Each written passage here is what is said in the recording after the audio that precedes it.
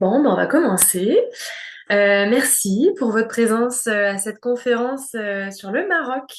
Belle destination chez Caravanier, puis on a quand même beaucoup de voyages, donc ça va être une belle conférence. Avant de commencer de parler un petit peu de Caravanier, du Maroc, je vais peut-être présenter rapidement Caravanier. Peut-être que certains connaissent déjà ou ont déjà voyagé avec nous. Ah d'ailleurs, je suis en train de penser que j'ai un sondage à vous faire passer. Ça sera pas long, il faut que je lance un sondage, je me suis fait prendre la dernière fois. Alors, ça sera pas long. Sondage Maroc. J'ai juste deux petites questions à vous lancer.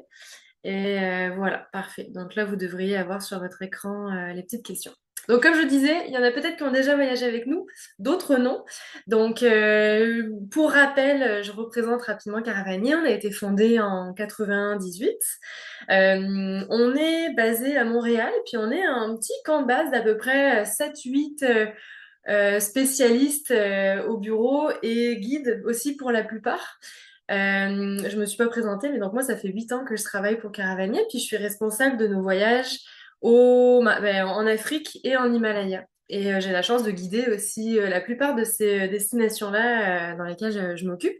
Mais ce qui fait qu'au bureau, on est tous un peu hybrides comme ça, entre terrain et bureau. On s'occupe de la conception de nos voyages en totalité, de la vente, de l'accompagnement auprès de nos voyageurs, autant sur le terrain, ce qui fait que quand vous appelez quelqu'un au bureau, on connaît bien nos itinéraires, puis ça nous permet vraiment de bien vous accompagner et bien vous orienter aussi. En tout cas, au-delà des itinéraires puis de la philosophie qu'on a, c'est sûr qu'il y a des valeurs aussi qu'on partage qui sont importantes. Euh, pour nous, en tout cas, la meilleure façon de voyager est de voyager la façon la plus lente possible. Donc la marche, le kayak sont vraiment des très très beaux moyens pour découvrir nos destinations.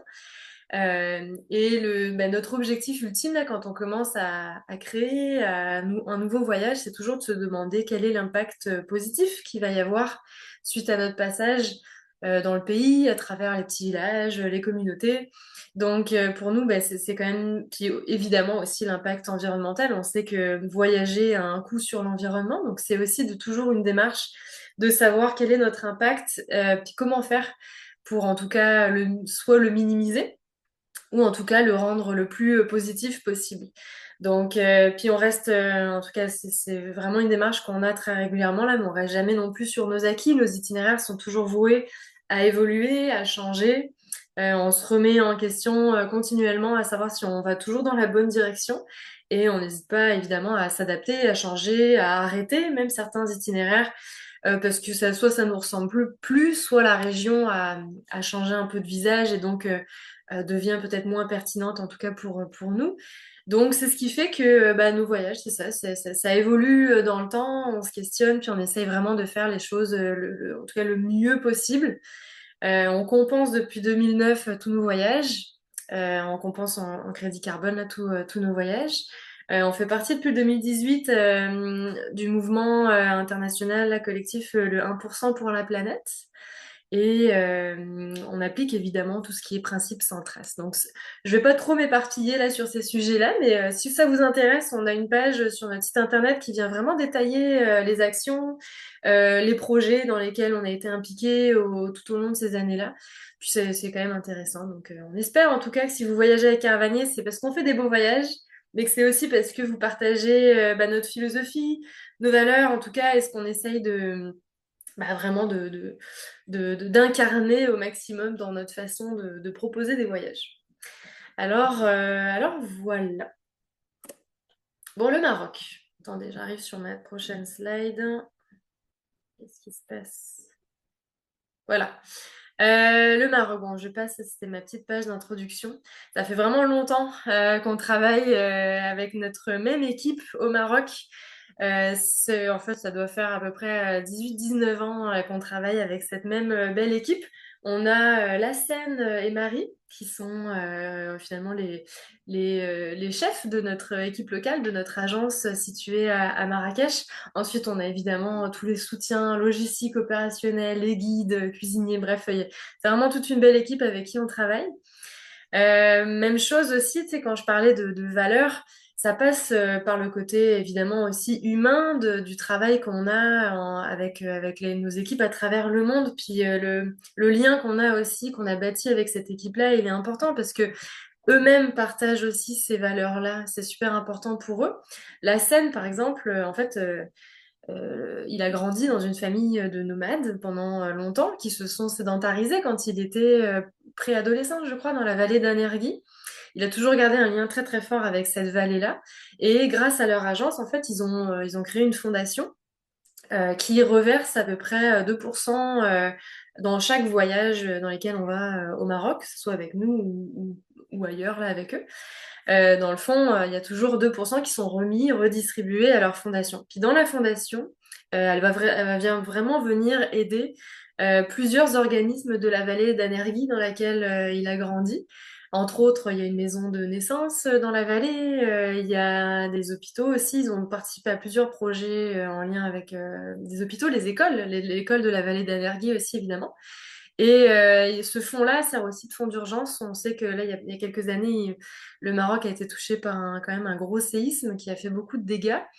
Et ils ont été les premiers là vraiment à débloquer des fonds, des vivres, que ce soit des affaires, à acheminer vraiment plein de choses pour les régions les plus reculées, pas que Energie évidemment, mais pour vraiment venir en aide. Donc ils ont à cœur leur territoire, les gens, et c'est des très belles valeurs aussi qu'on partage. Je vous en parlerai aussi plus tard, mais le Maroc, c'est une des destinations où vous allez être accompagné par un guide local, berbère, francophone, qui va vous accueillir à Marrakech. Donc on a, encore une fois, toujours les mêmes guides avec qui on travaille depuis longtemps. Donc c'est toujours le fun de les retrouver là. Ils nous connaissent bien, on les connaît bien. Puis, hop, je suis allée vite. J'ai déjà changé de slide. En fait, je voulais vous parler aussi de la culture berbère. Avant de... Là, cette slide-là, c'est pour vous présenter un peu plus le territoire. Mais avant d'en arriver ici, c'était quand même pour vous, justement, quand je vous disais que votre guide berbère, en fait, les Berbères sont en grande majorité en fait, les premiers habitants du territoire marocain, mais même maghrébin, nord, en tout cas nord-africain. Et puis au-delà que ce soit des Berbères, ce sont avant tout des Amazirs, qui veut dire hommes libres. Puis en fait, leur peuple, leur identité est millénaire. Ça fait, en tout cas, on retrouve des traces de ces premiers habitants, premiers autochtones-là, de plus de 3000 ans à peu près.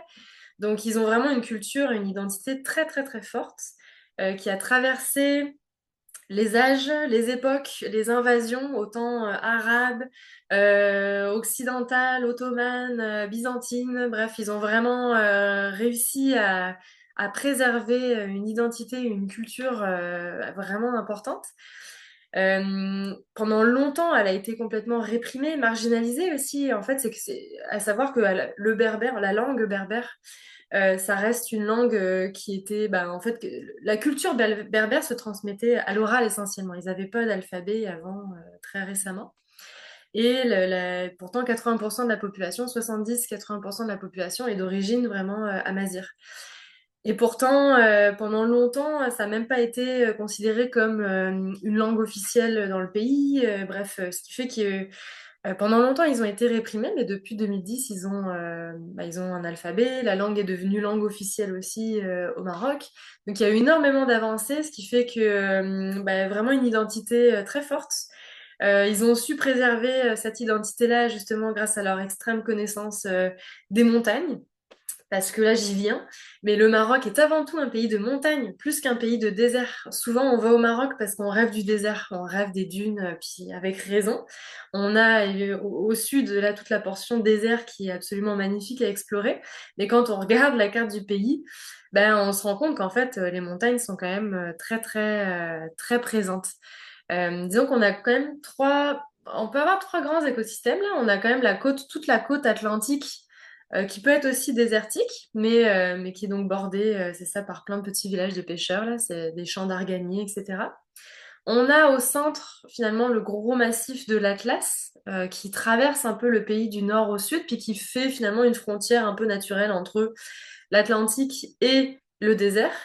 Puis là, dans le massif de l'Atlas, ça va être réparti en plusieurs massifs. On va avoir la vallée du Rift qui va être tout au nord. Ensuite, on a le Moyen Atlas, le Haut Atlas central et l'Anti-Atlas qui est un peu plus au sud. Donc, ça nous laisse beaucoup, beaucoup d'options, d'opportunités pour s'amuser dans les montagnes. Et ensuite, on a toute la portion qui est vraiment désertique, aride, qu'on retrouve plus au sud. Donc, ce qui est le fun avec le Maroc, c'est qu'on peut y aller toute l'année. C'est une destination qu'on peut couvrir à l'année longue.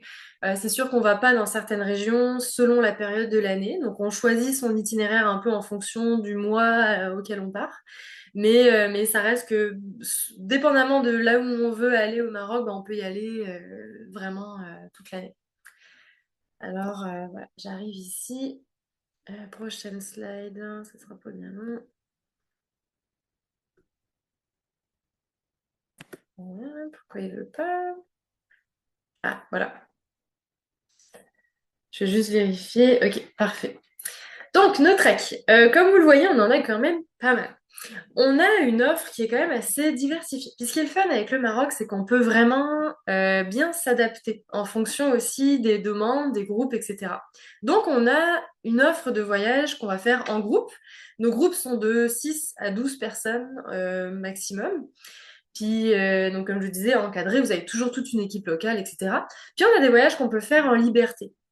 Mais liberté, où vous allez toujours être accompagné. Vous pouvez pas randonner par vous-même au Maroc, ça vous prendra quand même toujours l'encadrement d'un guide, d'une équipe.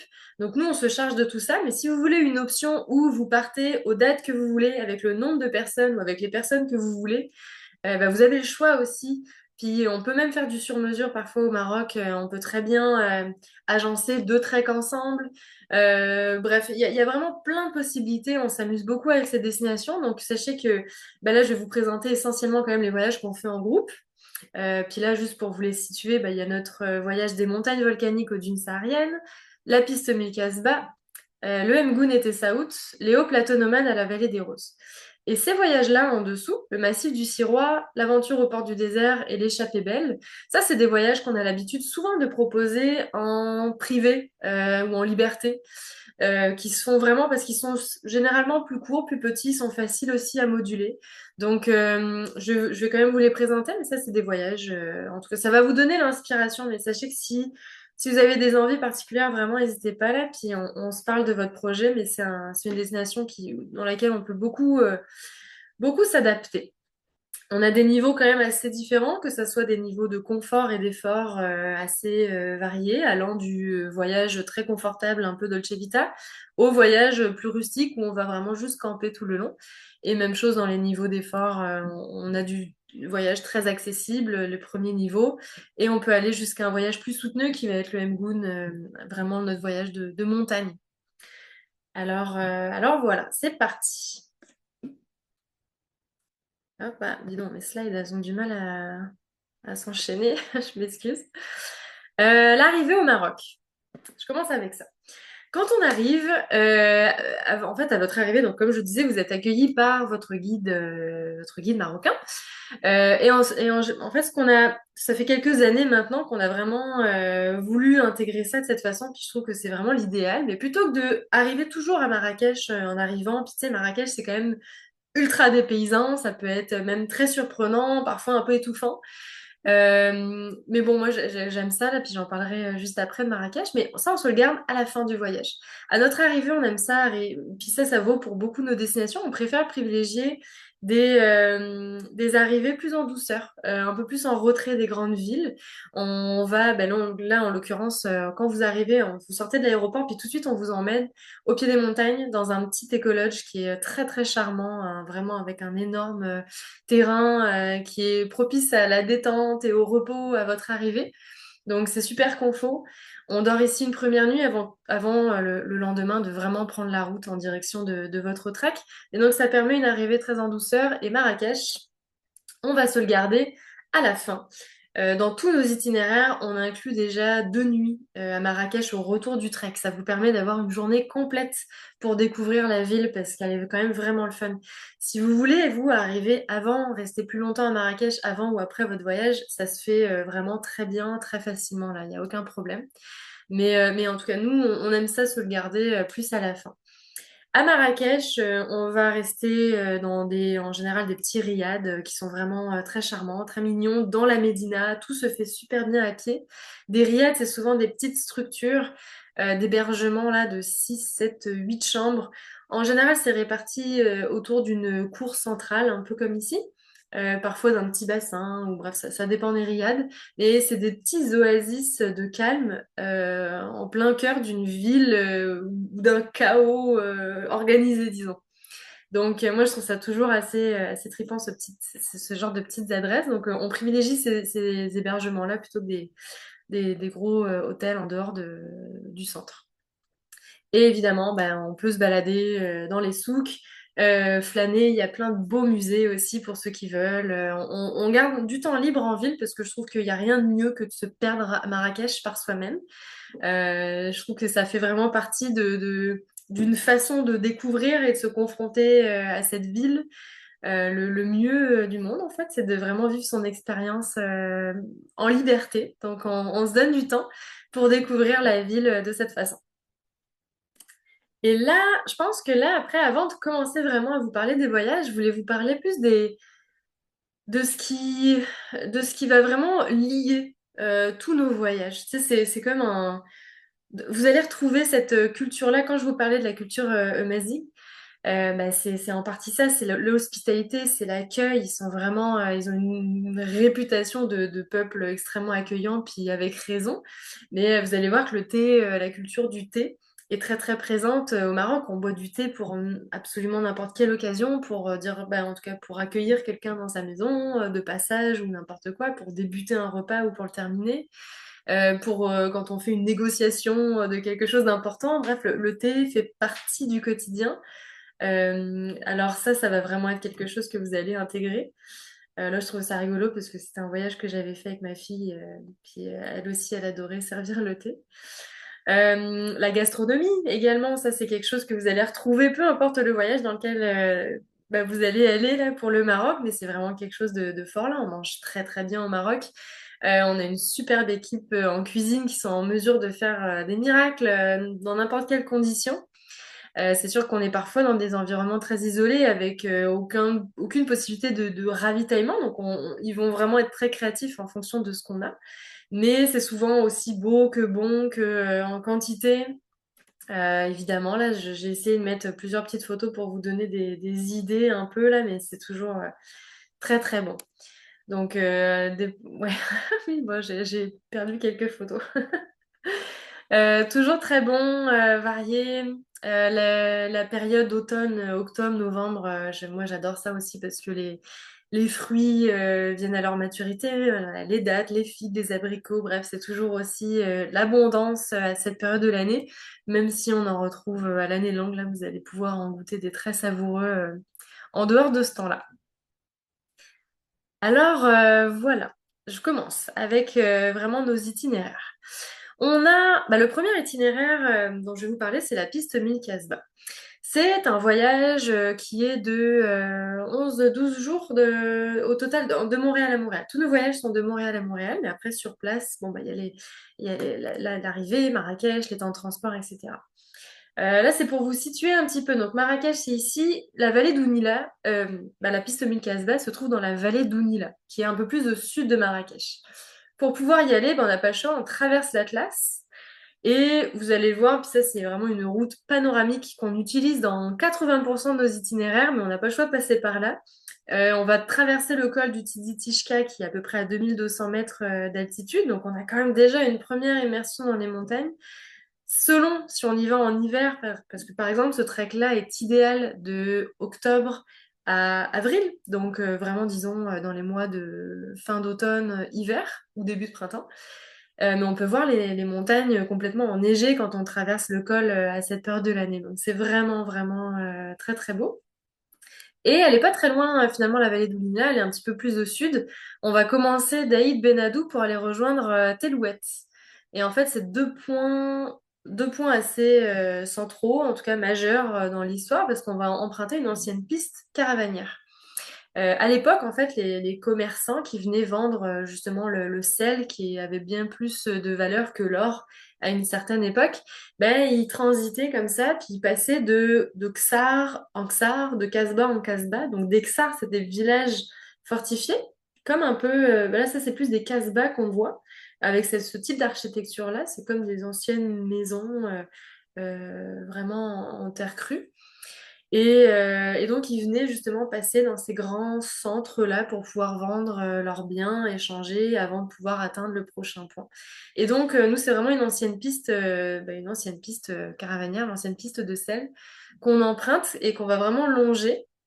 Donc, on part du Ksar d'Aït Benadou, qui est plus au sud, dans un environnement super, mais quasiment pré-saharien. On est dans une architecture qui est hyper aride en fait, c'est très sec, on est dans les tons vraiment de type désert. Puis au fur et à mesure, on va remonter la vallée, on va longer la rivière Ounila, en fait, qu'on va quasiment suivre tout du long, et ce qui va nous faire passer par plusieurs villages, parce que c'est un voyage qu'on va faire, c'est un trek où on va marcher de village en village. Ce qui va nous donner vraiment beaucoup de diversité quand même de paysages, même si on reste dans une seule et même vallée, on va vraiment la remonter. C'est une vallée qui est habitée, qui est cultivée. On voit là, on traverse plein de petits villages comme ça qui sont vraiment au milieu de nulle part, qu'on peut rejoindre seulement à pied pour certains. Donc ça donne une petite idée. Puis par exemple, moi ça reste mes photos aussi justement avec ma famille, mais c'était au printemps, donc ça donne aussi de très beaux paysages. Personnellement, j'adore y aller autant au printemps qu'à l'automne, même si en plein hiver, ça reste aussi une très très belle période pour y marcher parce que c'est agréable en termes de température. Étant donné qu'on n'est pas haut en altitude, on n'a pas la neige, ça reste qu'on a peut-être entre 20-25 degrés la journée, on est très confortable. Donc on va remonter cette vallée-là, de village en village, comme je disais, c'est habité, c'est cultivé, il y a énormément de petites terrasses justement cultivées, où on voit toute l'irrigation, les systèmes d'irrigation avec la rivière Ounila, c'est super intéressant. Il peut y avoir, donc si on y va au printemps surtout, ces petits oasis de verdure là, alors que tout est très très minéral tout autour. Pour les dodos, je vous ai mis cette petite image pour vous donner aussi une idée. C'est un voyage, donc comme je disais, il n'y a pas de camping du tout. Donc on dort chez l'habitant. Chaque soir, c'est un nouvel hébergement. Là, on est vraiment en itinérance, mais donc chaque soir, on s'arrête dans un gîte chez l'habitant. Et en fait, les gîtes, c'est souvent des petites annexes qui sont aménagées par les habitants pour pouvoir accueillir des voyageurs. Et souvent, les annexes, c'est assez sommaire, c'est quand même rudimentaire. Dans certains villages, il n'y a pas d'autre choix, là, il n'y a pas d'hôtel, c'est juste des petits hébergements comme ça chez l'habitant dans lesquels on va. Et ça peut ressembler à des petits dortoirs comme ça de 3, 4 personnes.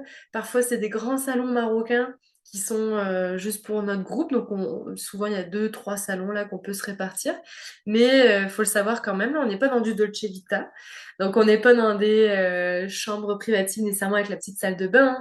Ça reste ce genre d'environnement, mais ça reste quand même assez chaleureux. Et il y a quand même une belle variété. Donc, parfois, on va avoir des nuits en gîte comme ça, sous forme de dortoir. Quelques-unes, je pense, une ou deux, dans l'itinéraire. Et le reste du temps, on va avoir aussi des hébergements un peu plus confortables avec chambre privative, salle de bain, où ça va vraiment être une belle variété de confort. Mais là, je préférais vous donner une idée de cette façon. La journée, vous portez juste votre sac à dos de jour. Puis ça vaut pour tous nos voyages au Maroc. Là, il y a toujours une équipe de soutien pour les bagages. Donc, je vois qu'il y a une question, c'est la vallée d'Ounila. Ounila, donc au sud de Marrakech. Donc, vous portez seulement votre sac à dos de jour. Le reste des bagages, ça va dans un gros sac souple. Puis là, sur ce trek, c'est des mules qui vont porter la logistique. Donc, vous retrouvez vos bagages quand vous allez arriver en fin de journée. Donc là, ça vous donne une bonne idée un petit peu de justement la gorge quand on la remonte un petit peu. Le village d'Anémitar qui a inspiré Majorelle, qui a passé beaucoup de temps dans cette vallée-là à peindre et par lequel justement on passe aussi. Et ça reste toujours, c'est quand même assez unique là aussi leur architecture qui se fond complètement avec les montagnes. Il y a aussi énormément d'anciens greniers fortifiés ou d'habitations parfois troglodytes. Et ça, on ne les retrouve pas que dans cette vallée, il y en a dans plusieurs vallées comme ça au Maroc. Mais sur notre itinéraire, là, dans la piste 1000 Casbah, bah, on peut croiser justement ces greniers et ces anciens hébergements troglodytes. On va pas nécessairement rentrer dedans, mais il y a encore certains greniers qui sont utilisés par les villageois pour pouvoir mettre leurs réserves au sec pendant l'hiver. Et donc, c'est souvent encore des endroits qui sont gérés par les villageois, en fait, pour pouvoir conserver le tout. Là, c'était justement la vue d'un de nos gîtes quand on arrive le soir, là, donc c'est très, très relax. Une ambiance très zen. Il n'y a pas grand-chose à faire dans les villages, je vous le dis, là, c'est vraiment, on s'attend pas à des gros villages, c'est tout petit, mais on est vraiment là, il y a une notion du temps qui est complètement différente de ce qu'on a l'habitude, en tout cas, de vivre. On marche de village en village, mais ça reste aussi assez accessible en termes de niveau pour ce voyage-là. On parle d'un niveau qui est modéré, peut-être à peu près 5 6 heures de marche par jour, donc ça se fait quand même très bien, mais on a une belle évolution là aussi dans les paysages. Et vers la fin du voyage, ben, on a monté un petit peu plus. On arrive à peu près à 2000 et quelques mètres d'altitude. Et là, on commence à voir les montagnes. On a commencé dans un environnement hyper aride et on termine du côté de Tellouette, où là, on voit l'Atlas, puis potentiellement les montagnes enneigées au loin. Et on change complètement d'environnement. Puis la fameuse Casbah de Tellouette qu'on visite à la fin de notre itinéraire aussi. Donc c'est un super voyage pour ceux qui veulent, en tout cas, pour ceux qui veulent pas de camping, c'est ce voyage-là définitivement. Il y en a peut-être un autre plus tard, mais ils sont, je dirais que c'est ça. Donc pour ceux qui veulent pas de camping, piste 1000 Casbah. Pour ceux qui veulent peut-être un premier voyage, quelque chose d'assez modéré en termes de niveau, ça va être aussi le voyage idéal. Ensuite, on a les montagnes volcaniques aux dunes sahariennes. Ça, c'est, je dirais, un de nos voyages les plus populaires pour le Maroc parce qu'évidemment, il y a le désert. Comme je disais, souvent, c'est ce qui attire le plus. Et pendant longtemps, on a proposé juste le désert comme voyage. Et on proposait aussi le massif du Sahara, les montagnes, mais dans un autre voyage. Mais pendant un moment, on s'est dit que ça pourrait être vraiment le fun de proposer un voyage plus complet, plus long aussi, parce que ça vaut la peine de rester un petit peu plus longtemps, puis de voir la diversité de paysages qu'il y a. Ce qui fait que ça fait, bah maintenant je pense que ça doit faire à peu près 4-5 ans là, depuis qu'on propose cette version-là. Et c'est vraiment, je pense qu'on a trouvé la formule parfaite là, ça convient très très bien. Ça fait que c'est un 15 jours. On a 9 jours de marche sur cet itinéraire-là, puis on va faire 2 treks. Vous allez commencer dans le massif du Saro, qui est un premier massif pré-saharien, mais qui est quand même assez montagneux, volcanique. Et ensuite, on va terminer 5 jours dans le désert, vraiment en itinérance également. Et là, ça va vraiment vous donner deux gros contrastes, mais hyper complémentaires. Ce voyage-là, on le fait en hiver. L'été, on va pas dans le désert, là, il fait beaucoup trop chaud, on meurt de chaud. Donc, l'idéal pour pour faire ce voyage, c'est souvent de mi-octobre jusque fin mars, début avril. C'est vraiment la période idéale. Sinon, c'est trop chaud, on n'y va plus. Donc, pour un voyage d'hiver, puis pour le désert, ça sera vraiment cet itinéraire-là. Comme pour l'autre voyage, ben, on reprend la même route, mais là, on va rouler plus longtemps. C'est une longue route qui traverse l'Atlas, puis ensuite, on va d'abord faire un crochet par le Djebel Saro avant de reprendre une petite portion de route pour rejoindre le désert. Mais la route est magnifique parce que aussitôt qu'on a traversé les montagnes, on voit complètement l'environnement changer du tout au tout. On va traverser l'une des plus grandes palmeraies du Maroc, la vallée du Dra, qui est vraiment magnifique, avant d'atteindre justement notre premier trek. Le Saro, c'est un coup de cœur, je dirais, en général des voyageurs, mais de notre équipe locale. S'il y a bien un trek à chaque fois que je leur demande, c'est quel est ton préféré? C'est le Saro. Ils adorent le Saro et avec raison. Et en fait, ce qui est drôle, c'est que la plupart de nos voyageurs, quand ils s'inscrivent à ce voyage-là, viennent avant tout pour le désert, parce que c'est le désert qui fait rêver. Et finalement, quand les gens reviennent dans les retours de voyageurs, souvent, ce qui revient, c'est ah, j'aurais peut-être pris même encore un peu plus de montagnes, parce que les montagnes, l'environnement dans lequel on est franchement incroyable. En fait, le Sahara, comme je disais, c'est un massif pré-saharien. Puis c'est une région qui est encore très peu fréquentée, qui est vraiment encore un peu en marge des itinéraires classiques. Et finalement, il y a peu de villages, c'est quand même peu habité, mais c'est surtout une région qui est traversée par les nomades ou les semi-nomades. Bah, les nomades qui viennent transhumer et qui passent par le Sahara, soit à l'été ou à l'hiver avec leurs bêtes, soit pour aller dans les montagnes ou pour rejoindre le désert. Donc, il n'est pas rare qu'on croise des campements de nomades ou semi-nomades qui s'y installent. Et donc, c'est ça qui est vraiment, qui rend le tout très intéressant, c'est qu'on se sent vraiment très éloigné, très isolé. Et en même temps, parfois, hop, on croise comme ça quelques bergers avec leurs troupeaux et c'est franchement sympathique. La géologie est franchement intéressante aussi dans le Sahara. Là, on parle vraiment de roches un peu basaltiques comme ça. Et ça donne tout un environnement très très particulier. On dort en camping sur ce trek-là. Donc c'est 3 nuits, je disais quoi, 4 jours, 4 jours, 3 nuits en camping. Même chose, c'est des mules qui vont porter toute la logistique. Vous portez que votre sac à dos de jour. Il n'y a rien de technique sur le trek, c'est vraiment c'est de la roche. Là, au Maroc, vous allez voir, on a de la roche pas mal souvent là, mais ça reste quand même des sentiers, puis il y a pas de difficulté particulière. On a quand même un petit col à passer à peu près à 2300-2400 mètres, donc on a quand même un petit peu de dénivelé, 800-900 mètres quotidiennement là pour monter avant de redescendre. C'est la partie du voyage où on a peut-être un petit peu plus en tout cas où le niveau est peut-être un petit peu plus soutenu en termes de dénivelé. Après ça va mieux dans le désert là, on a juste des dunes à monter et descendre. Euh, Là, ça vous donne une idée aussi des campements. Quand on arrive, il y a toujours des grandes tentes, là, les grandes tentes Caïma qu'on voit ici. Bah, ça, c'est les tentes pour prendre les repas. Donc, autant le matin, le soir, c'est notre tente pour se retrouver. Sinon, quand il fait beau, qu'on est bien, qu'on veut prendre un petit goûter en arrivant après notre journée de marche, ben, souvent, on va installer les fameux petits matelas. Parce qu'il n'y a pas de chaise, donc on est vraiment à la marocaine, là. On est sur des petits matelas à même le sol pour prendre le thé ou parfois pour manger aussi, évidemment. Alors, c'est un peu ça le setup, mais je pense que oui, voilà, j'avais d'autres photos aussi qui vous montraient un petit peu à quoi peuvent ressembler certains campements dans le Sahara. Puis d'autres photos là pour vous montrer un petit peu l'idée. Donc quand je disais vraiment ambiance volcanique là, c'est vraiment ça là, c'est de la roche noire, il y a quelque chose quand même de très contrasté dans les couleurs qui vient énormément compléter aussi ce que vous allez voir plus tard dans le désert. Mais c'est quand même plus varié que ce qu'on imagine là, en termes de terrain.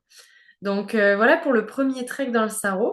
Ensuite, on refait une portion de route et on va aller jusqu'à la fin de la route du côté de Marmide, qui va être notre point d'entrée dans le désert et pour nos 5 jours en itinérance. Et là, on va changer. Vous avez toujours le même guide, même cuisinier, mais vous n'avez pas des mules dans le désert, mais des dromadaires. Donc, il y a les chameliers, on appelle ça des chameliers, mais on est en itinérance. Donc là, vous avez vraiment une bonne idée des campements qu'on a dans le désert. Donc encore une fois, les grandes tentes pour prendre les repas. Là, j'avais une autre photo aussi qui est juste après, qui vous permet de voir un petit peu mieux le setup avec les tentes. Toujours encore une fois en camping tout le long. Les journées de marche, la difficulté n'est pas tant dans la marche, c'est plus dans la gestion de son équipement, la gestion de la chaleur, du soleil. C'est sûr qu'on y va l'hiver. L'hiver, la journée, c'est quand même très agréable, hein. C'est pas rare qu'il fasse entre 25 et 30 degrés en plein midi. Ça reste que le Maroc est un pays froid où le soleil est chaud. Donc la journée, il peut faire très chaud. Par contre, le soir, aussitôt que le soleil se couche, on ressent vraiment une amplitude thermique. Là, il peut faire vraiment plus frais en fin de journée. Donc, sur la liste de matériel, on va certainement vous demander d'avoir, dépendamment quand vous partez aussi, là, souvent les mois les plus froids, ça reste décembre, janvier, février un peu. Mais donc des sacs de couchage quand même assez chauds pour la nuit. Puis quand je dis froid, il peut faire autour de 0,5 degrés en moyenne. Mais si vous partez aux extrémités en octobre, novembre ou en mars, avril, il va faire plus chaud la nuit, c'est évident. Donc voilà, pour vous donner une petite idée un petit peu des nuits dans le désert. C'est plus varié aussi que ce qu'on imagine le désert. Il y a quand même plus de végétation qu'on ne le croit. Vous allez avoir parfois les fameux ergs qui sont les plateaux dunaires. Donc là, vous allez monter, descendre des dunes. Et les regs qui sont plus des plateaux rocailleux. Un peu comme ça. Où là, on va vraiment marcher sur du plat, sur du dur pendant plusieurs kilomètres avant de retomber dans des dunes. Donc il y a quand même toujours beaucoup de diversité aussi.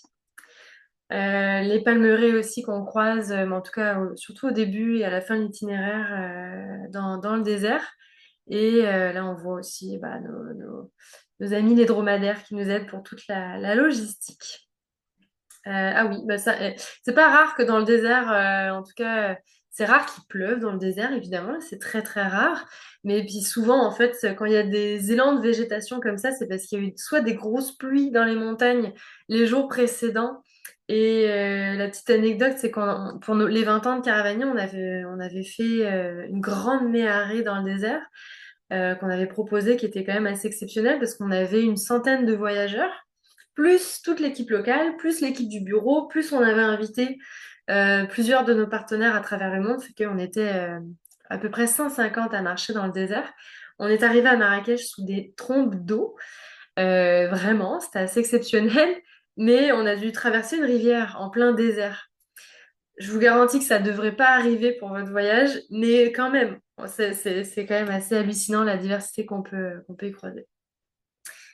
Le genre de beau moment aussi, si vous êtes amateur de photos, vous allez vous régaler parce que la lumière dans le désert est, en tout cas, je trouve vraiment unique, que ce soit pour les levées, les couchers de soleil, là, il y a vraiment de quoi s'amuser. Et pour tous mes voyageurs aussi, moi, je conseille à tout le monde, euh, je conseille à tout le monde de faire un dodo en pleine, en tout cas, à la Belle Étoile. Là, je pense que j'avais une. Oups, pourquoi elle veut pas? Ici. Parce que c'est un des meilleurs environnements pour pouvoir aller dormir à la Belle Étoile. Vous allez vraiment, vraiment triper. C'est une superbe occasion que de dormir dehors. Donc voilà, une petite idée à quoi ça ressemble.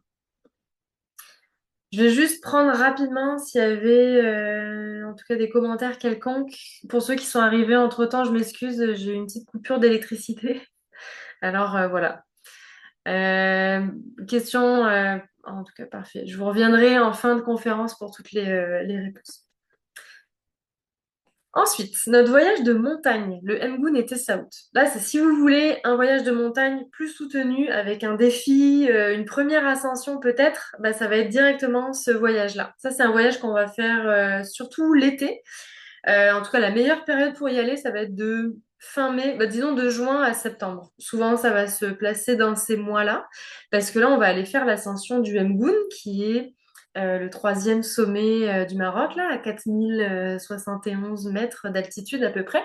Le premier sommet du Maroc, c'est le Toubkal.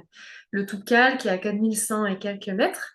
Sauf que le Toubkal, il est quand même pas très très loin de Marrakech. Et il est, ce qui en fait évidemment un sommet très fréquenté parce que c'est le premier sommet. Il est pas loin de Marrakech. Il peut se faire en 2 jours très facilement quand même là en faisant vraiment un aller-retour sur la montagne. Fait qu'on n'est pas, en tout cas on l'a jamais proposé comme voyage là. On trouve pas l'intérêt de le faire nécessairement. Mais par contre, le Mgoun, on trouve qu'il a vraiment une très belle approche, une belle identité, puis que, ok, c'est le troisième sommet, mais il a vraiment rien à envier, en tout cas au Toubkal. Il est magnifique, il se mérite un peu plus, il est beaucoup plus isolé, ce qui nous permet en fait de devoir le rejoindre en beaucoup plus de jours de marche aussi. Et finalement, bah, on en profite pour vraiment en faire un voyage un peu plus long. C'est 17 jours de Montréal à Montréal, 11 jours de marche consécutifs. Et comme je disais, pour ceux qui veulent vraiment avoir un bel aperçu des montagnes, avec un bon petit défi, ben, ce voyage, il est idéal. Et à mon sens aussi, c'est le plus complet. Si on recherche en tout cas, si on recherche un voyage euh, montagne autant culturel, je trouve qu'il est vraiment extra parce qu'il passe par 3 vallées différentes. Et ça va vraiment nous donner aussi 3 environnements très complémentaires, très différents, mais très complémentaires. Autant des villages, etc., que tout ça. Là, justement, je vous le situais. Donc, depuis Marrakech, on va commencer notre point de départ, c'est la vallée d'Ounila, là où il y avait la piste Mille Casbah. Donc, on commence dans ce coin-là. On va aller rejoindre la vallée de la Tessaout avant de monter jusqu'au sommet. Et pour redescendre, on va redescendre les pieds dans l'eau pour aller rejoindre la vallée des Roses, qui est notre dernière vallée, qui est aussi de type un peu pré-saharien. Et voilà. Et donc ensuite, on revient à Marrakech. Ça vous donne une idée. Donc j'y vais. Donc la vallée de la Tessaout, mais en fait les différentes vallées vont, comme je disais, être très différentes les unes des autres, mais elles vont vous permettre de traverser autant des villages habités, des cultures aussi en terrasse qu'on retrouve beaucoup.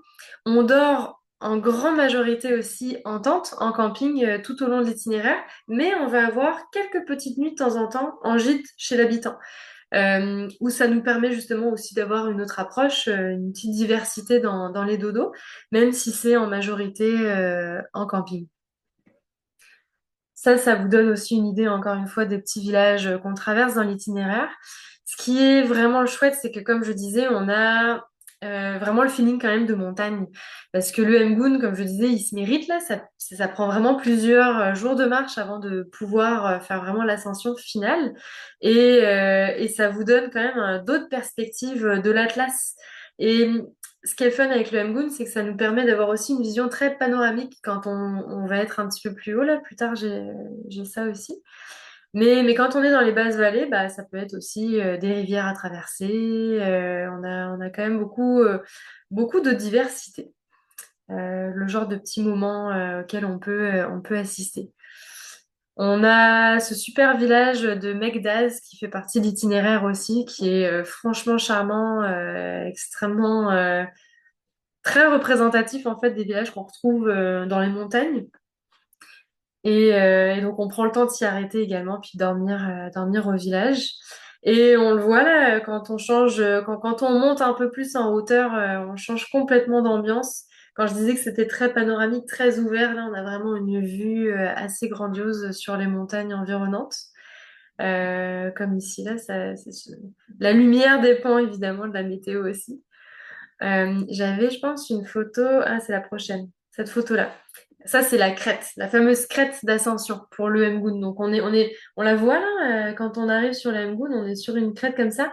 Les crêtes, là, quand on a ces photos-là, ça semble toujours plus vertigineux que ce que ça ne l'est vraiment. C'est quand même un beau sentier. Si jamais vous n'êtes pas super à l'aise en hauteur, il n'y aura pas d'enjeu particulier. C'est comme, je pense au Mont Meru, là, puis au notre voyage au Kilimandjaro, c'est toujours beaucoup plus épeurant que ce que ça l'est vraiment. Mais c'est magnifique par contre, parce que quand vous êtes sur cette crête-là, c'est vraiment une ouverture incroyable. Et l'ascension finale est vraiment de toute beauté. Et comme je disais, une fois qu'on a fait l'ascension finale, bah, on redescend, mais on redescend par la vallée des Roses. Puis pour pouvoir rejoindre la vallée des Roses, bah, on a les pieds dans l'eau parce qu'on est dans l'Oued, la rivière du Mgoun. Et là, on change, je trouve, d'ambiance. On a l'impression d'être dans un canyon, limite comme le Grand Canyon, là, à quelques endroits. C'est très impressionnant, le type de roche. On peut avoir de l'eau quand même jusqu'aux genoux à certains endroits. Ça dépend aussi de la saison, de la période à laquelle, en tout cas, ou s'il y a eu des fortes pluies précédentes. Mais c'est très rafraîchissant parce que quand on arrive dans la vallée des Roses, il fait tout de suite plus chaud, étant donné qu'on est plus au sud de l'Atlas, au pied des montagnes, puis proche bah, du côté désert. C'est tout de suite plus chaud aussi, donc c'est franchement agréable de marcher les pieds dans l'eau quand même. Donc on a une bonne journée comme ça, une journée et demie même, où on va vraiment descendre le lit de la rivière avant d'arriver dans la vallée des Roses où là, ben, on change complètement de décor. Il y a encore une fois tous ces petits oasis de verdure et puis il y a énormément de casbah dans cette petite région-là. Donc ça fait, ouais, ça en fait un superbe itinéraire. En général, au mois de juin, là, il y a beaucoup de lauriers roses en fleurs à cette période de l'année, puis ça rend le tout très très sympathique. Puis on appelle la vallée des roses parce que aussi en mai-juin, il y a énormément de culture de roses dans la vallée. Donc c'est la période justement de floraison, des récoltes, ça bouge beaucoup. Alors voilà pour le voyage de montagne plus soutenu. J'enchaîne avec le massif du Sirois qui est dans finalement un peu plus au sud, dans l'anti-Atlas. On va dire ouais, dans l'anti-Atlas. Donc là, on prend pas tout à fait la même route. Bah, on passe quand même toujours par le col de Tishka dont je vous parlais. Et ensuite, on descend dans cette direction-là. Ça, le Sirois, c'est un plus petit voyage. On parle de à peu près 11 jours de Montréal à Montréal, puis c'est 6 jours de marche.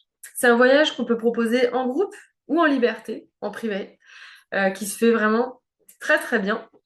Et le Sirois, c'est un massif dans lequel on va soit au printemps ou à l'automne. C'est la période idéale pour y aller. Moi, j'aime beaucoup l'automne. S'il y a vraiment une période à laquelle je conseille le plus ce voyage, c'est pour l'automne et particulièrement en octobre-novembre, parce qu'en fait, c'est une région dans laquelle il y a énormément de champs de safran pour la récolte de champs de safran. Et donc, en octobre-novembre, les crocus sont mauves. C'est magnifique et c'est aussi la saison de la récolte. Donc c'est aussi très intéressant, ça bouge beaucoup. On voit justement les gens s'affairer dans les champs pour ramasser petits pistils de safran à la main. Donc c'est quand même une période qui est superbe. Mais au-delà de ça, ça reste un voyage, même chose avec une géologie qui est très particulière.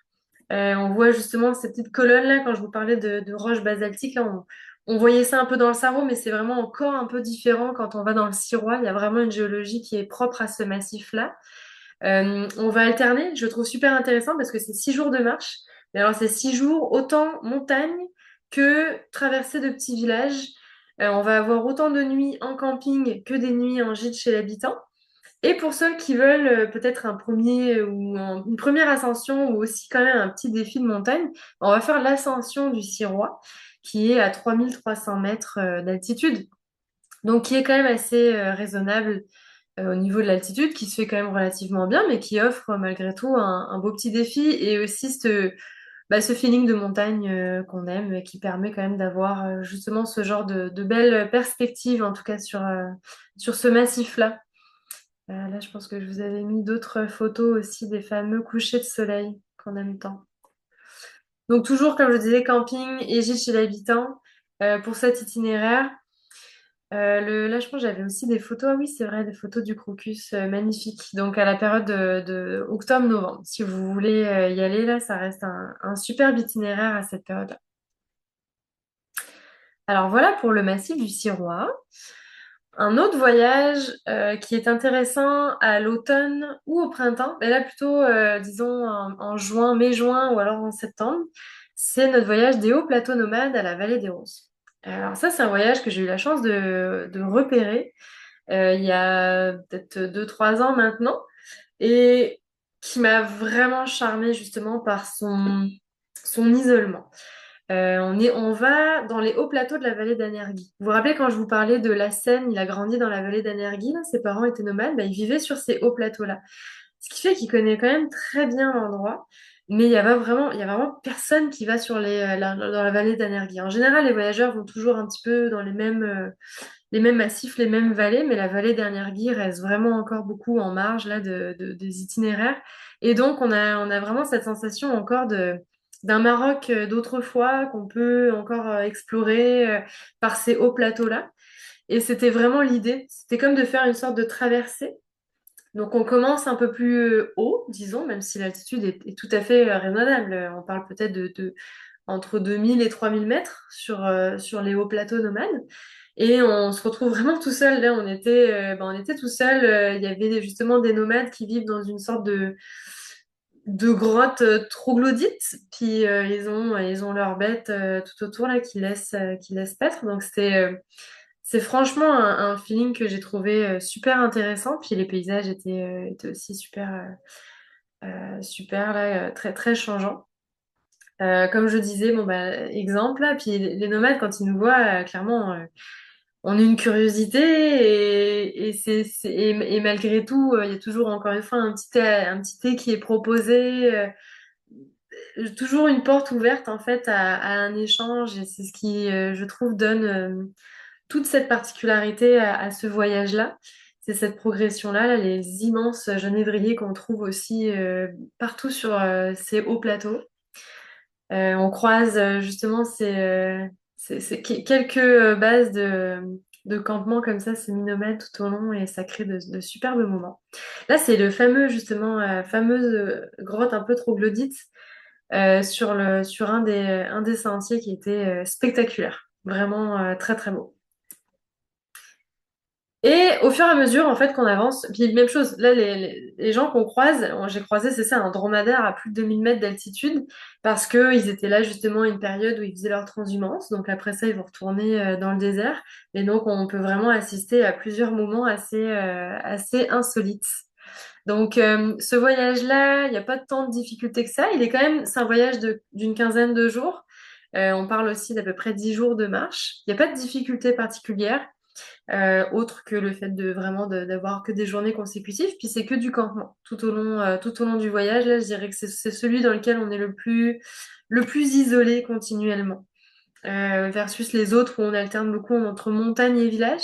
Là, celui-là, quand on est sur les hauts plateaux, à part des nomades, on croise personne d'autre. Par contre, quand on va redescendre progressivement, en fait, on va aller rejoindre la fameuse vallée des Roses dont je vous parlais tout à l'heure. Et en passant par un autre sentier, mais toujours au bout d'un moment avec les pieds dans l'eau dans la rivière Emgoun. Et on va complètement changer d'environnement. On retrouve aussi changement de décor, changement d'architecture, changement d'ethnie aussi berbère, parce que c'est vraiment une autre ethnie qu'on retrouve plus bas des montagnes. Et ça en fait, je trouve, toute une grande diversité, comme encore des photos là, de la rivière Emgoun où on avait les pieds dans l'eau à plusieurs endroits. Ce qui est super intéressant aussi de la vallée des Roses, c'est d'y aller en mai-juin, parce qu'il y a souvent le Moussem qui va être une fête tribale encore très très vivante. Euh, Culturellement, c'est vraiment très fort de participer à ça, puis c'est souvent sur plusieurs jours avec énormément de festivités, de chants, de danse, puis c'est une période où la vallée des Roses en fait vit beaucoup. C'est vraiment une période de fête. Et c'est super intéressant d'y aller à cette période de l'année aussi. Donc, quand on arrive dans la vallée des Roses, là, on voit justement Boulman d'Adès, un des villages qu'on peut visiter dans un petit oasis comme ça qui est franchement magnifique. Et j'ai bientôt terminé avec l'échappée belle en territoire amazigh. Celui-là, c'est un voyage sur notre site qui est souvent perçu comme un voyage famille, parce que les familles sont vraiment les bienvenues au Maroc. C'est une destination qui se fait vraiment très très bien, même avec de jeunes enfants. Moi, quand je l'ai fait, ma fille avait 4 ans. Puis ça se fait facilement, ils sont super accueillants, encore une fois, c'est vraiment une belle destination pour les familles, je trouve. Et ce voyage-là, il peut être très, très bien modulable, autant pour des familles avec des jeunes enfants, ou, si vous le voulez, en version privative, pour des adultes qui veulent juste être en mode Dolce Vita ou prendre ça un peu plus relax, bah, ça se fait aussi très, très bien. On va être dans la vallée d'Anergui, toujours, qu'on aime beaucoup, mais là, on va être plus bas dans la vallée. On n'est pas sur les hauts plateaux de la vallée d'Anergui, on reste dans la plus basse vallée. Mais la Seine, encore lui, en fait, ses parents, ils sont restés, ils se sont sédentarisés dans la vallée d'Anergui et ils ont construit un petit lodge, un petit éco-lodge qui est celui-ci, dans lequel ils vivent encore, mais où ils accueillent nos voyageurs quand on passe dans la vallée. C'est franchement magnifique. On s'y sent tellement bien dans cet éco-lodge-là. Il est magnifique, il est niché dans les montagnes. Là, pour le coup, c'est vraiment confort. Là, on n'est pas dans du gîte chez l'habitant. C'est un vrai petit écologe très, très, très confort. Et c'est souvent, dans cet itinéraire-là, c'est un peu notre camp de base. On va y rester 2, 3 nuits à dormir ici. Et ça va nous permettre de faire plusieurs randonnées à la journée. Donc, c'est pour ça que je dis que c'est très modulable. Si on est avec des jeunes enfants, c'est vraiment facile. Mais si vous voulez quelque chose aussi un petit peu plus costaud, on peut très bien ajuster les randonnées parce qu'il y a vraiment plein d'options dans la vallée. Il y a le petit village aussi d'Anergui qui est juste à côté. Et ce qui est le fun, c'est que à travers ce village-là, il y a un petit sentier qui nous permet de monter progressivement et de rejoindre les hauts plateaux, sans forcément aller s'enfoncer comme notre itinéraire précédent. Là, on peut vraiment rester sur les hauts plateaux, mais relativement proche de la vallée. Et ça nous permet de prendre un petit peu de hauteur, de changer de décor, et on va dormir dans un campement fixe, un campement nomade qui est tenu par quelqu'un du coin, mais quand même très confort. Alors oui, il y a peut-être un dodo ou deux, un dodo en tente, mais comme on le voit, c'est des vrais lits, il y a des couvertures, il y a des salles de bain, ça reste du camping plus plus. Il y a cet immense genévrier qui est magnifique et autour duquel on prend souvent les repas le soir. le matin ou les petits pique-niques. Et ce qui nous permet aussi d'avoir notre petit camp de base ici pour ensuite aller explorer les environs, les hauts plateaux, justement aller découvrir un peu la culture des nomades de ces hauts plateaux-là. Et c'est franchement, ouais, ça en fait un voyage très intéressant. C'est un voyage de 10-11 jours, celui-là. Même chose qu'on peut très bien moduler. Et notre autre voyage famille, mais je vais pas trop m'étendre là-dessus, mais c'est un voyage qui est plus dans le sud, c'est l'aventure aux portes du désert. Et celui-là, encore une fois, c'est un voyage qu'on peut faire même pour des adultes. Il y a des petits écologes qui sont vraiment charmants. Il y a une nuit en camping dans le désert, dans un campement fixe. On peut très bien rallonger ça comme vous voulez, mais ça se fait très très bien pour les familles.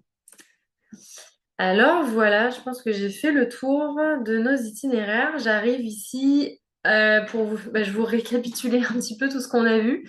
Mais en gros, les montagnes, notre voyage désert, montagne, désert, ça va être en hiver. C'est d'un niveau quand même modéré, donc relativement accessible pour toute personne en forme et bon randonneur. La piste 1000 Casbah, c'est aussi un voyage qu'on va faire essentiellement l'hiver, qui est un des voyages les plus accessibles. Le Mgoun et Tessaout, ça c'est notre voyage de montagne avec l'ascension du Mgoun, puis ça vous allez le faire surtout l'été. Et les hauts plateaux nomades qui va être notre voyage un peu plus sauvage, plus isolé, de montagne aussi évidemment, de camping, avec un effort relativement modéré. Puis ça c'est nos plus petits voyages qui peuvent s'ajuster surtout sur le sur-mesure, le privatif pour les familles aussi. Donc voilà, je vais tout de suite aller répondre à vos questions. Ouh, je vois qu'il y en a. Parfait. Alors, euh, aller dans le désert l'été, vraiment déconseillé, absolument. Il va faire 50 degrés l'été. Donc, c'est un four, plus de 50 degrés même. En juillet, on va vraiment pas dans le désert. Il y a certaines agences qui proposent malgré tout des excursions. Là, vous pourriez en trouver dans le désert, mais c'est une très mauvaise idée que d'y aller en été. Il y a un... Ouais, non, vraiment, on va pas dans le désert l'été. Ça, c'est la meilleure période, je vous le dis là, c'est de mi-octobre à mi-avril au plus tard. Après ça, c'est trop chaud. Euh, Est-ce que tout le matériel de camping est fourni? Y a-t-il des installations sanitaires? Alors, pour tout ce qui est camping, nous, on fournit tout l'équipement commun. Donc, les tentes, c'est souvent des tentes 3 places, mais vous êtes deux par tente, ou potentiellement une personne si vous êtes en occupation simple. Et donc, les tentes sont fournies. On fournit, je ne sais plus si vous vous rappelez, sur une petite photo, là, il y avait des matelas de sol en mousse. Ça, c'est toujours fourni. Vous allez toujours avoir cette base. Nous, dans la liste de matériel qu'on vous donne, on vous conseille quand même d'apporter un matelas de sol, votre sleeping, puis en tout cas, tout votre nécessaire à vous. Mais sinon, pour tout le reste, en tout cas, matériel commun, c'est fourni. Il y aura toujours des temps de toilette aussi sur les campements. Et ensuite, sinon, c'est des bols d'eau qu'on va fournir pour pouvoir se faire une petite toilette de chat la journée, ou en tout cas quand vous allez revenir à votre campement le soir. Mais sinon, il y a des... Et là, je parle vraiment de la vie sur les campings. Quand on est en gîte chez l'habitant, c'est autre chose. Là, vous allez avoir salle de bain partagée, là, mais avec possibilité de prendre de petites douches, pas toujours chaudes, mais il y a un petit peu plus de confort. Les traitements réservés aux animaux en termes de soins et de santé, ça c'est sûr que c'est une question qui est normale, légitime.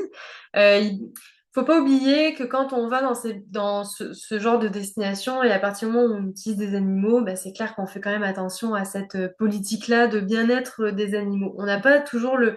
En tout cas, eux, ils les voient pas nécessairement comme des animaux, attention, domestiques. Ça reste des animaux de travail. Donc, on va pas... Ils sont pas habitués à les câliner, leurs mules, puis leurs dromadaires. Parfois, ça peut être déroutant, mais en même temps, jamais, jamais, jamais, on va assister à une scène où ils sont battus, où ils sont. Ça reste que c'est leur outil de travail. Ils n'ont pas le choix d'en prendre soin, parce que s'ils ont des animaux qui vivent de peine et de misère, ils n'arriveront pas à fournir le travail. Puis ils savent qu'ils travaillent dans le domaine du tourisme et auprès de voyageurs. Donc ils savent très bien qu'ils sont aussi peut-être un peu jugés ou évalués sur leur travail. Donc, ils ont pas le choix de prendre soin de leurs bêtes parce que, comme je disais, ça peut coûter très cher. Pour les nomades, d'avoir des dromadaires, c'est vraiment un énorme budget. Donc, c'est tout à leur intérêt d'en prendre soin, que ça soit pour la santé, puis dans les traitements quotidiens. Donc, ça, c'est évident. Pour quelqu'un qui fait de la photo, est-ce qu'il y a moyen de charger ses batteries en camping? Bah alors là, il va falloir être le plus autonome possible parce qu'il n'y a aucun moyen de vous charger quand vous êtes parti, quand vous êtes parti vraiment en trek de façon isolée. Donc, c'est d'avoir des batteries supplémentaires, des power bars supplémentaires, des panneaux solaires, bref, des moyens de vous recharger autant que possible parce que dans la plupart des treks, là, il n'y a pas possibilité de se recharger. Oui, alors la présentation est enregistrée puis elle va être disponible sur YouTube soit demain ou lundi. Donc pour ceux qui l'ont pas vue ou qui ont manqué un morceau, vous pourrez la rattraper à ce moment-là. Et les repas en camping, comme je le montrais un petit peu en photo, là, ça donne une bonne idée. Le matin, vous allez avoir un petit peu de tout, des crêpes, des œufs, du pain, de la confiture, du miel, café, thé, bref, il y a toujours des céréales, il y a toujours plein de choses. Le midi, bah, c'est souvent des gros pique-niques. Puis là, ça va être des salades sous toutes leurs formes, riz, pâtes, crudités, des œufs, il y a quand même des portions de protéines, parfois ça va être des lentilles chaudes en plus. Bref, il va toujours y avoir quand même une belle diversité. Et le soir, ça va être toujours une petite soupe pour commencer, puis un repas chaud, souvent en sauce, des tagines, des couscous, qui sont ceux qui reviennent, disons, le plus et des fruits, des mélanges de la journée de noix, de fruits séchés aussi. Bref, c'est toujours quand même assez varié. Alors voilà, j'arrête. Je pense que ça faisait le tour des questions. Je ne sais pas s'il y en avait d'autres, mais en tout cas, merci pour votre présence. Désolée. Si jamais vous avez des questions ou encore un doute sur votre niveau ou sur le voyage qui vous convient le mieux, appelez-moi au bureau n'importe quand, puis on s'en parle quand vous voulez. Mais voilà, en tout cas, merci pour votre présence et bonne soirée.